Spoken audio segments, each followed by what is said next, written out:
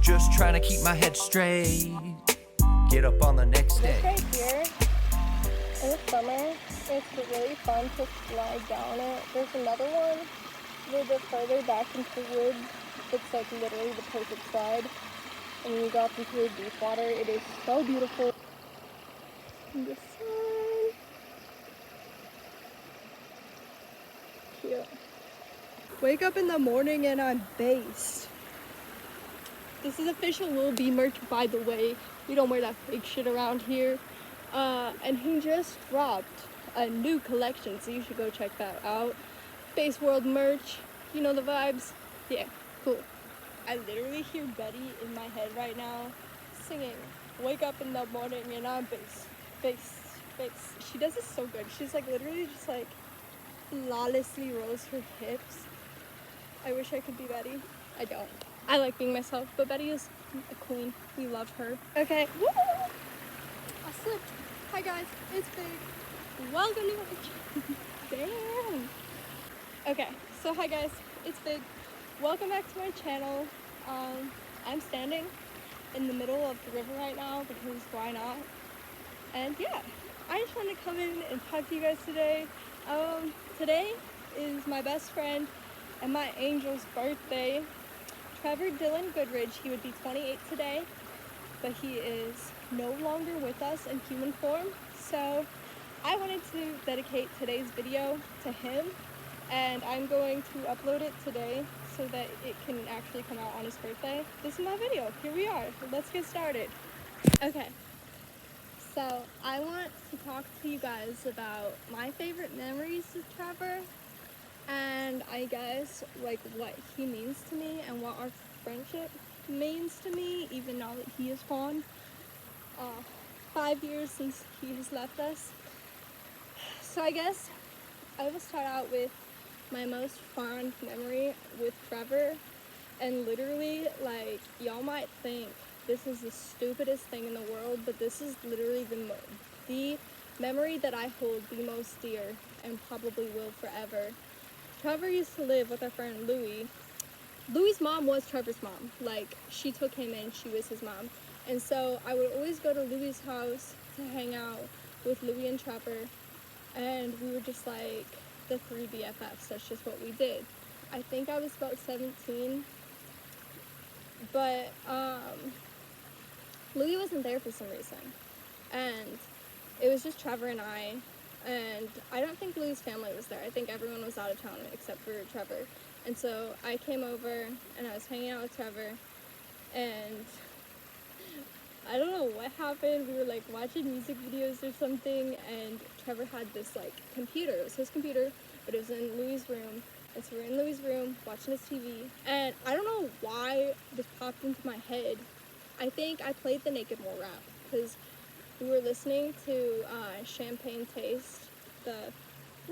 It's the champagne taste, it's the champagne taste. I will link that below because that is a cinematic masterpiece, and it really paved the way for who I am today. We were watching that, and I think I put on the Naked Mole rap, and we started talking about like the old Disney games that you could play on like their website, and I was like, yo, I wonder if these still exist. And we looked it up, and we started playing old Disney games. We played the Zack and Cody Pizza Party game, I think the Lizzie McGuire game where you do like dress up and do nails and stuff, and then we played the Lilo and Stitch Reuben's like sandwich building game. But my vegetarian ass was like, hey, I'm gonna play this, but I'm gonna play it where I get none of the meat, which is like the big points, like you want to get the meat. But I was just like being silly, and he was like, what the fuck are you doing? And I don't know, I think I hold this memory like the most dear because while we did spend a lot of time together, we always spent time together in groups. And so this memory is like really, really special to me because this is like one of like my fondest like one-on-one times that we spent together. And like, I don't know, it was just really good bonding moment, and it made me really happy because it was just like It was just the two of us. We didn't get that a whole lot, so it's one of my favorite memories. My next favorite memory is, I think I was like 16 when this happened, and that was about the time we became friends, was when I was 16. We had all decided to go Black Friday shopping, and we went to like the weirdest places. Like, I think we did it to like Gordman's, Walmart, and Best Buy maybe. I feel like Best Buy is like, that makes sense, but the other two, I don't know. I'm not like a Black Friday shopper. I don't even remember why we were doing it. I think Louis wanted to buy a TV, but it was Louis, Trevor, David, and I swear, I might get canceled for this. I don't care. I was 16, and like, I truly didn't understand what was happening, and I don't know, I think it's kind of cool to like talk about things you did when you were younger that like, you're like, yeah, I was fucking ignorant. This was not okay. And just put it out there. So I'm gonna talk about this. So we're going through Walmart, and okay, like, I feel so bad about this. Like, once I realized what happened, I felt so bad about this, and I felt so bad about it for years. But like, I was going through Walmart, and there was a blind man, and he had his cane, and he was feeling around like for where to go, and I made fun of him. I did not know he was blind. I did not know he was blind. I shouldn't have made fun of him to begin with. Even if I did know that he was blind, or if I didn't, like, I shouldn't make fun of a stranger. But I like mimicked the motion that he was doing, and everyone was like, yo, that's really fucked up. You just made fun of a blind man. And then I realized he was blind, and then it was like this whole thing, and like, at first they were like, that's really fucked up, and then they realized that I didn't actually know, and then they're like, okay, are you stupid? But also, like, it was just a thing. And so, like, for years, they would always make fun of me and be like, remember that time you made fun of a blind man? And I would get really embarrassed, because I was really embarrassed by it. Like, I don't want to make fun of anyone, and, like, it was something stupid and ignorant I did when I was 16, and everyone, like, it was a thing. It became a thing. This man, on his deathbed, we are, like, I'm sitting in the hospital, I'm holding his hand, and we're talking about everything, like, talking about life, talking about everything. This is, like, our last moment together alone, and he looks me in the eyes as he's holding my hand, and he goes, remember that time you made fun of a blind man? And, like, my soul dropped. My soul dropped to my feet, and I was humbled so quickly. And, like, this is how I know he's my angel, because here's the thing. Our angels and our guides, they don't do, like, they do stuff to knock us on our asses. They do it so we can learn. And he's like, I'm about to leave this earth. I'm about to leave you guys. I just have to remind you one more time. That thing you did when you were 16, it was fucked up. And I'm sitting there like, yeah, it was. I was like, damn, Trev. And so, well, like, that day, when all of that happened, I felt so bad about it. I was so ashamed. But, like, now I look back on it, and I'm just like, that moment humbled me. And I look at it back on it as something, like, a really fond memory, because it was a memory where my friends called me out for doing something stupid. And that's what real friends do. So I love and appreciate them forever for that. My next, like, fond memory of Trev, it isn't really, like, a one specific memory. It was one of our favorite things to do together. That is go to Penguin Park. If you're from Kansas City, you probably know what Penguin Park is. But if you're not, let me explain that to you, because it seems that most of the people that watch my YouTube videos, they find them from search, and they're strangers, so y'all probably don't know what Penguin Park is. But Penguin Park is this park in Kansas City. I believe it's in North Kansas City. And there's a giant penguin. And it's not just a giant penguin. There's giant zoo animals, and it's like zoo themed. And there is a kangaroo-shaped slide. There is a giant penguin. I believe there's a giant giraffe. during the day, it's full of children, obviously. But at night, it's one of those parks that, like, you can go there at 3 in the morning and no cops show up, no one cares, like, you can just be there. And so my friends and I would always go there in the middle of the night and get fucked up there, you know, whatever, we were kids, we were young. And so my favorite, like, memories are this, but specifically, I think one of my favorite memories, I think I was 17, I think I was about 17 in this one. So my family had gone out of town. I don't even remember where they went. They went like on some sort of road trip, and I didn't go. And my friends and I had gone to Penguin Park that night, and my family was out of town, and so we all wanted to hang out after. Whoa, what are you? There was like a giant fish or something that just splashed. I would have like shown you guys, but it stopped before I could have moved my camera. That was really weird. Oh my gosh, okay. We went to Penguin Park and we're all like, alright guys, we want to hang out, but where the fuck are we gonna go? And I'm like, I don't fucking know. And then I'm like, wait, hey, my family's not home. I piled like 6 big ass dudes in my house. And my family later found out because someone took a picture of someone like sleeping like on my couch or something, and our like walls were like bright orange and we had this white couch and it was very obviously my house, but like I was 17 and like I like lived with my partner, and so no one really cared, so it's like, okay, whatever, what are you gonna do? Like, the person that I'm dating lives here, the rest of these people, like, all of my friends were guys. So, like, yeah, I had all of these dudes over, but I don't know, it was just funny. And it's like, I think I look back on this as being like a really fond memory because, like, I didn't really, like, break a whole lot of rules. I did a lot whenever I was, like, a lot younger. It was my rebellion, I guess. Being called out rebellious. I don't know, I didn't do anything. So this was like, I looked at it as me being like dangerous and bad and stuff. A year before this, like when Trevor and I first like really started becoming like best friends, that's whenever I was kind of like going through a rebellious stage, I'd say. I think I skipped school at least once a week, if not more. And we would just go do shit. Like, literally, I would skip school, go to Trevor's, pick him up, and we would go to sit at Taco Bell or go to Cargo Largo and, like, just do that all day. And so I have all these fun memories of me being like, you have anything to do today? Alright, let's go. Oh my gosh, okay. This one time, it wasn't school I skipped. It was not school I skipped.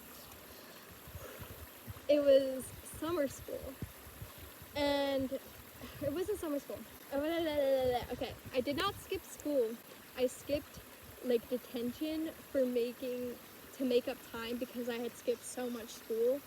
And I was literally intending on going, and it was like Saturday detention, and we had to be there for like 8 hours because I had like 50 hours of school to make up because I just didn't go to school. I was really, really into psychedelics at this point in my life. I had done some acid. And I sat in my car with my 2 best friends.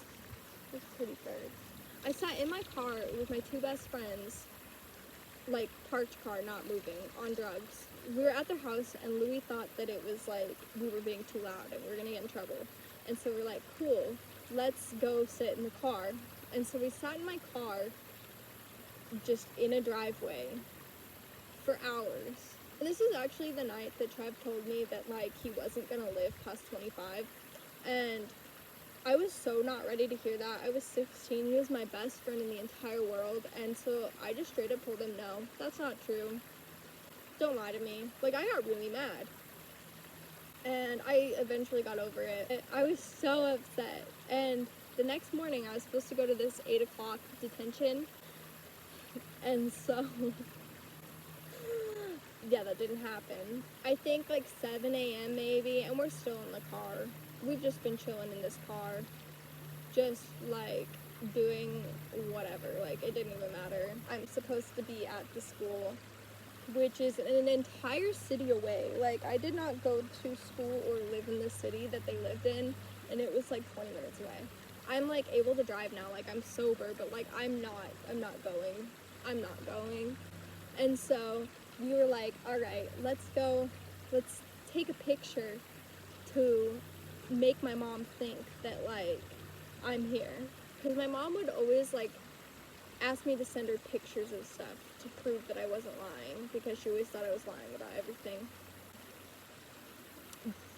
So I was like, all right, what are we gonna do?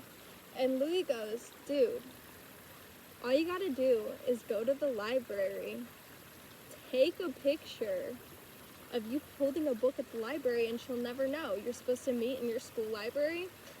So we fucking drove to the library, took a fake ass picture of me holding a book, and then I think we went to like the art museum or something, like downtown Westport, the shops. We were just like, all right, cool, bye. And I view that as a really fond memory, because like, I don't know, it was good. It was a good one. Like, my ultimate like super favorite, like save the best for last memory of Trevor, my best fucking friend in the entire fucking world. I don't know why I got so aggressive with that. But it is the Lil Yachty concert. I believe this was like the year before he got super sick. So this was like one of like the last big things he did before he went into the hospital. And we went to go see Lil Boat. It was the boat show. It was amazing. But it was honestly very weird, because like I saw just someone who from my past who wasn't super great, and it made me very anxious. But it was like, I don't know, it was weird, because like I got there and it was just my partner and I there, and I saw this person and I was just like, yikes, scary, like this is awkward. And then immediately like my best friends walk in, and I see Trev, I run and I jump into his arms and I'm like, I love you, and everything was good. And so this is just like one of my fondest memories, because it's like our last adventure together. I feel so bad, because okay, I had just been like, I was going through a lot of mental health stuff at the time, and I was going through a lot of like medication changes, and I have bipolar 2. So I go through these mood swings and stuff. But like my bipolar disorder at the time, it was like causing me to have like hallucinations, and the term is schizoaffective, because I'm not schizophrenic, but I can like embody some of like the symptoms of schizophrenia. And so I got misdiagnosed, and I was put on antipsychotics instead of mood stabilizers. It was a whole thing. I literally, like, my nipples started like producing milk because of one of the medications I was on, and another one was like having me have like blood pressure issues and all of this stuff. So it was just a whole thing. Like, I was going through all of this trial and error, and my body was not happy with it.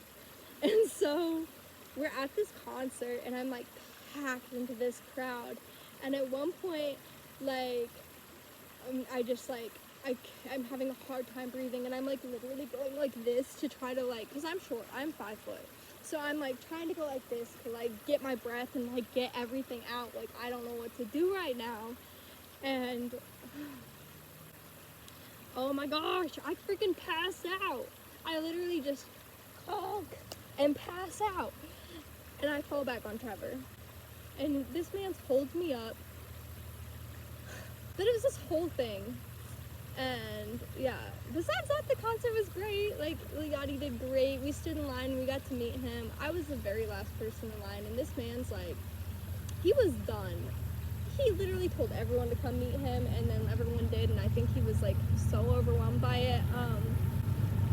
I ended up keeping my water bottle from that concert, And I don't know why, I was just so drawn to it. I was like, I have to keep this object. Like, this object is so important. And this is before I knew my best friend was about to get sick and be in the hospital for 14 months. Like, this is before all of this. I was just like, I have to keep this thing. And so I kept it, and I kept it, and I kept it. And then after he died, I found it. And I made a painting, sculpture thing of a boat. And it's supposed to be a little boat, and I put the water bottle in it, and it was like my gift to him after death.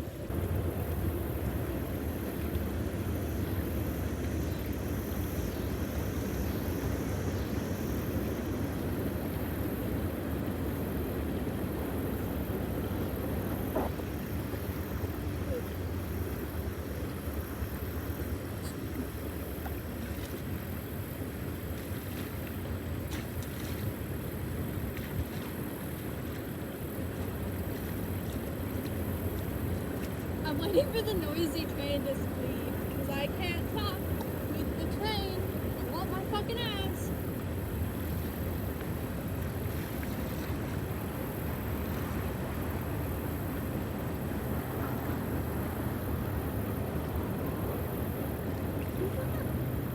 Little fun fact about me, I was a competitive dancer when I was younger.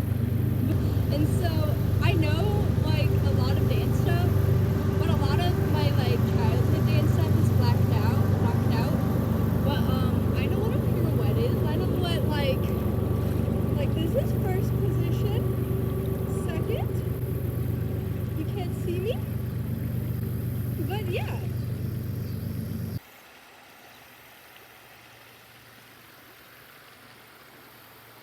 That's so cool.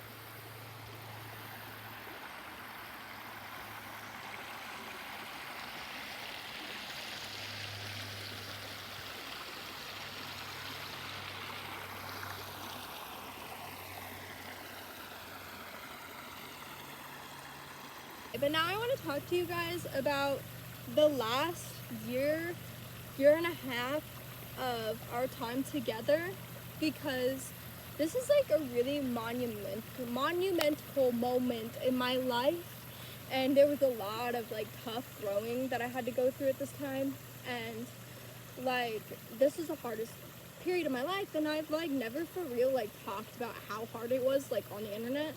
Like people I know who like knew me through that time, they say I'm a totally different person now. Like they literally like they said you are entirely different, and I definitely agree, but like I've never talked about like this is the hardest thing I ever went through in my life, and I never have talked about it. So let's do that. So I should start out by saying he's literally like his entire life he has had issues with his health. He was born with them, so he's always had a bad heart, and he's always had kidney issues. He's always been on dialysis, everything.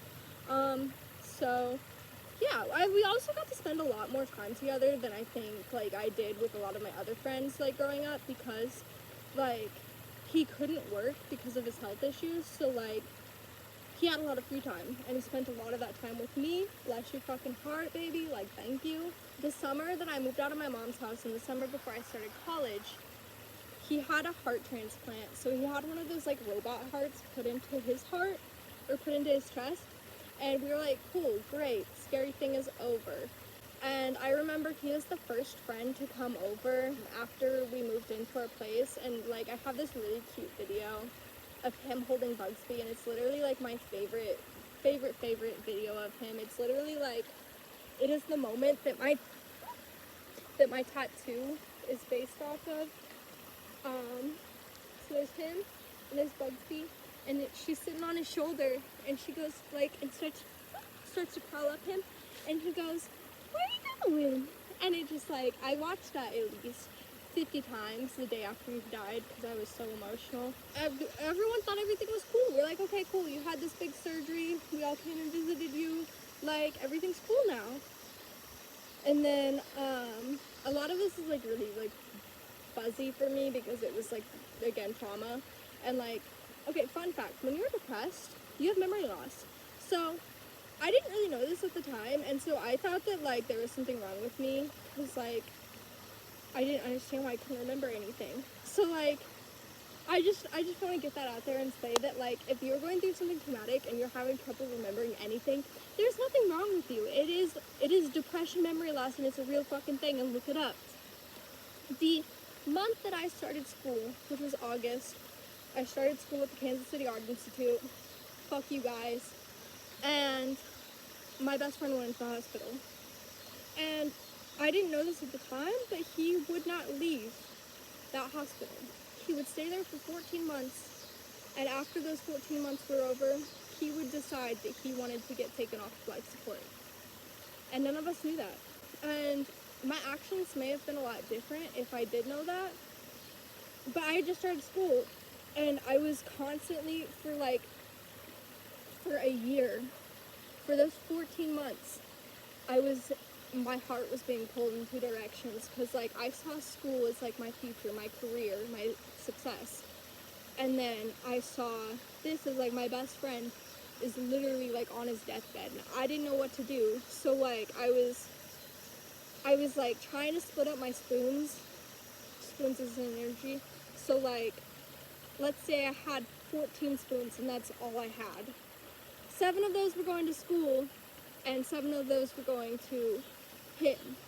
But because of that, I literally I couldn't put my all into either thing. So like, I was doing the bare minimum in school. I was missing classes anytime he had a big surgery, and depending on the teacher, they were either really understanding or really awful. For people that don't understand art school, or I guess like specifically KCAI, you are put into this freshman center, and you're split up by an AM and a PM class. I had the PM class. I had a professor named Color. His name was Color. If you know, you know.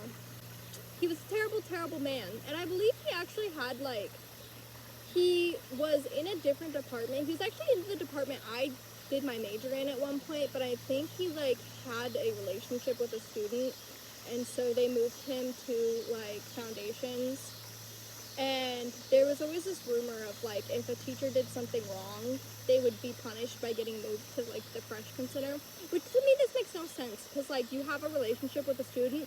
Let's put you with all the youngest students in the school. Come on, grade school. But whatever, he was my teacher. And it was weird because he really liked me maybe the first week, and then after that I started having issues where I had to be gone for this surgery or that or whatever, and he literally started bullying me, being so mean to me, screaming at me in front of the entire class. And the one thing I will say about this man is there was this one girl, and we got into one conflict, and he knew that I needed to talk my shit. I needed to disrespectfully put my foot on her neck. Let's call her Faith. Again, if you know, you know. But we'll protect identities, I guess. We'll be nice. She was literally the biggest teacher's pet, pick-me-ass bitch I've ever fucking met. Literally she got everything she wanted. And I think a lot of times when people get everything they want in life, they don't have a lot of personal growth. And I believe that some people really struggle early on in life, or really struggle later on in life, and that's just how the universe works. And I don't know what the beginning of her life was like, but it seems like she had a pretty good life. She went to a fancy school, lived in a big fancy house, moved here for college. Her parents bought her, B-O-U-G-T, bought her a house. And yeah, everything was handed to her. And she was the teacher's pet. She did everything. She went above and beyond to be the teacher's pet. Everyone knew her as the teacher's pet. And she sat next to my best friend, and my best friend heard her talking about how I was so lazy, how I never did anything. And at this point, it was really early on in the semester. My 2 best friends, Haley and Tressa, they knew what was going on in my life. That was it. My teachers, they knew because they had to know, but like I wasn't telling people about this. And so I don't even remember if it was Haley or Tressa who told me, to be honest. But one of them told me, they were like, yo, this bitch, she's talking about you. And they told me what she said. And so I said, meet me in the hall, how about that? I saw her in the hall and I fucking cornered her ass. And I go, hey, you want to talk shit? Say it to my face. I said, I don't try to get in your business. I don't try to see what the fuck is going on in your life. But you need to stay the fuck out of mine. I said, if you really want to know my business, why don't you fucking ask me? Why don't you tell me you want to be up in my shit and I will tell you. I will tell you what happened. She's just like, I don't know what you're talking about. I don't know what you're talking about. And I was like, I heard you were talking about how lazy I am, how much I don't do this, how much I don't do that. I said, you want to know what my issue is? My best fucking friend is in the hospital dying right now. And you don't fucking know what's going on. You don't know my life. So why don't you stay the fuck out of people's business? And like midway through this, the teacher walks out. His eyes get wide. He looks at me, gives me a little nod, walks back in. So I'm not dealing with that. And like this man treated me terribly. Like I only was with him for like a semester. Because you have one semester with that teacher and then you're split off into these workshops. So I was only in his class for a semester. And he treated me so shittily during that semester. But that's the one time that I was like, dude, thank you. Like, my entire freshman year, it was pretty much just like a constant of like, he'd be doing kind of good, and then he would go through these rough patches, and I would miss like a week of school because of it. And then my sophomore year of college was whenever like things kind of got harder. It was weird because he like was doing super good and everyone was like, yeah, things are finally turning around, like Trevor's not gonna fucking die. And then it got really bad really quickly. I really like am bad at remembering like the specifics of each thing, so like I know what big surgeries he had, but like I was literally just going through the cycles of trying to live and like go to school, go to work, and visit my dying best friend in the hospital. And that was that. That was all I could focus on. He had that one heart transplant, and then that started like rejecting, and that's when he initially went into the hospital. And then he had another, like, they put him on a machine, and the machine was acting as his heart, and he was on dialysis constantly. And then they would do like little surgeries to clean up because he would be having like fluid where it wasn't supposed to be, all of this stuff. And so they would constantly have to be doing these little minor surgeries, and I believe that was like my freshman year. So then he had the heart that was literally just like a computer sitting next to him. That was his heart.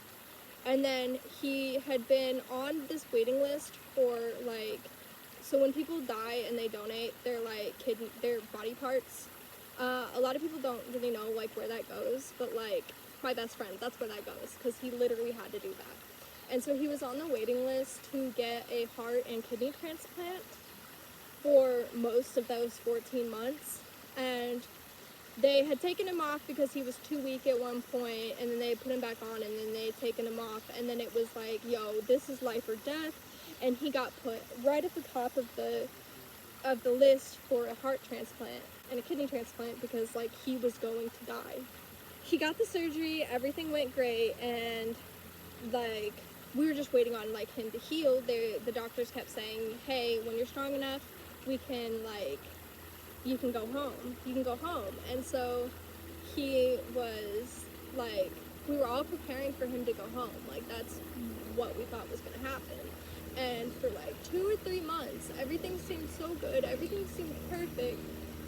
And then out of nowhere, I get this text, and it's from Louis. And Louis says, hey, things aren't looking so great. I think this is the end. You should really go see Trevor. And so I remember the next day I went to class because like I didn't know what to do. I didn't know how to respond to this. My best friend was dying, and I had never experienced this before in my life. And so I just went to class. I just went through my like normal routine because I didn't know how to respond, and I was trying to finish homework for a class later on in the day, and my teacher yelled at me and was like, hey, you're only working on stuff for my class, and I lost it. Like, I lost it. I started crying, and our department head came out and he said, hey, are you okay? And I said, no, my best friend is dying. Like, this is it. This is the end. And he said, why are you here? Leave. He said, do you need a ride? And I said, no, I'm fine. That was the worst decision of my life. I'd just like to say I literally almost hit like 3 people on the way to the hospital. But you know, went to St. Luke's, and I went up there, and it was like 8 in the morning, and no one was there yet because it's 8 in the morning, and I'm just whatever.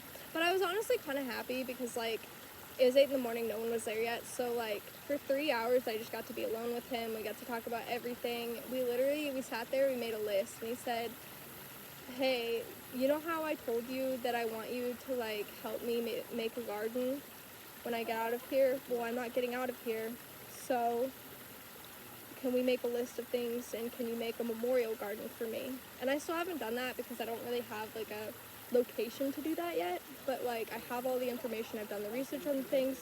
I am making a memorial garden for my best friend. That is the thing. After about 3 hours of us just laying there holding each other, talking about how much we love each other, he kept saying, and this like broke my heart, he kept saying, I'm gonna die. And it was like he was processing it as like we went, and I just had to sit there and be like, I'm here with you, like I love you baby, like I am here. And he just kept saying, I'm gonna die. I don't think I said this earlier, but like he chose to be taken off of life support because he was having failure within his body. Like he had been in a hospital bed for 14 months, so his body was just giving out on him. Like, yeah, his heart was functioning, his kidney was functioning, but like it wasn't enough. His body didn't know how to respond to being in a bed for 14 months of his life. So we turned it into a party. He hadn't eaten food in I think 8 months because like with the dialysis and with the surgeries and everything, like he had to be fed through a tube. So they turned off what was keeping him alive, and he stayed alive for 3 days. And during those 3 days, we gave him all of the food he wanted, everything he wanted. Like, he got sick with how much food he was given. On his deathbed, his last wish was to be given an edible so that he could get high for the last time. And we did that, and it was really cute because, like, the nurses came in, and they were like, did you do it? Like, did you give him this? And we're like, yeah. And they're like, oh, thank God. They're like, all we wanted to do was make sure that that wish was granted for him. And it was so fucking wholesome. I remember, like, one of his nurses that was with him the longest, he came and talked at his funeral. It was just really beautiful. I didn't expect to cry, to be honest. He fought for 3 days off of life support, and it was like one of the people that was like really close to him, they couldn't get out of like, they couldn't get there. And so it was like, he waited until the night where everyone could be together. He held on until the night where everyone could be together, and then he finally just like let go, and he died in his sleep. And I didn't show up to school for 2 weeks or talk to any of my teachers for 2 weeks after that, for months, going through the motions, not remembering anything anyone said. We would do a demo, and I would have to ask how to do it immediately after. One day, it just kind of clicked for me that I was like, Trevor wouldn't want me to do this. Trevor would want me to be happy. I've walked in my car every day since that day for my best friend, and I will continue doing that. I love you to the end of time. Thank you for being my angel. Happy birthday. And I hope that this video can do you justice, because you were truly the most remarkable person I've ever met, and I will always love and cherish you. You see those dragonflies right there? I don't know if I can zoom in that much. This is a family-friendly channel. There are 3 groups of dragonflies all doing nasty things right now. There are 2 that just flew over there, and then there are these ones. And 1, 2, 3, 4, 5, 6, 7, 8, 9, 10, 11, 12, 13, 14. There's a lot of dragonflies procreating. Okay.